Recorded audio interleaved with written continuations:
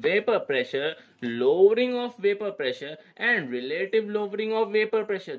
एक छोटा सा इंट्रो की इन तीनों में डिफरेंस क्या होता है। एक सॉल्यूशन है, एक बीकर के अंदर में एक सॉल्यूशन है, ठीक है, ये लिक्विड है और अब इसको हम हीट कर रहे हैं तो इसकी गैसेस बन रही है। तो ये देखो, ये जो लाइन है, ये जो लाइन है फाइनल टच, इसको हम बोल देते हैं एक टाइम के लिए फाइनल टच जो है, जहां पर ये लिक्विड से वेपर बन रहा है, इसको बोलते हैं वेपर प्रेशर, ठीक है।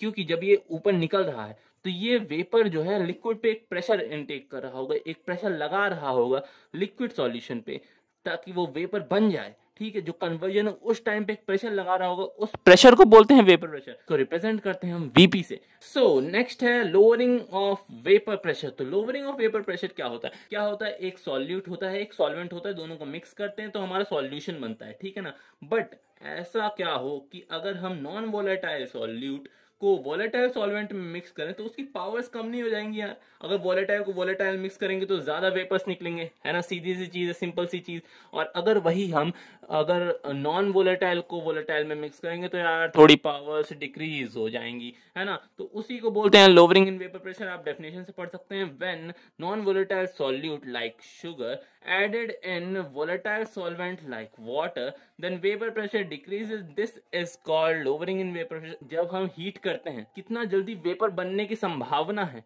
उसको बोलते हैं वेपर प्रेशर, कितना जल्दी वेपर बन जाएगा। और जो जल्दी जल्दी वेपर बनाते जाते हैं, जैसे वाटर को हमने हीट किया, अगर वाटर को हम ले लेते हैं जीरो पे, ठीक है, कि हमने हीट किया और इसका जो वेपर प्रेशर इसको हम जीरो मान लें, तो उससे तो ज्यादा ही टाइम लग रहा है ना। Relative lowering of vapour pressure. तो relative lowering of vapour pressure क्या होता है। अरे यार, रिलेटिव से कोई और याद आ रहा है क्या। नहीं यार, मैं उन रिलेटिव की बात नहीं कर रहा, मैं बात कर रहा हूँ केमिस्ट्री वाले रिलेटिव की, मतलब कि कंपैरिजन।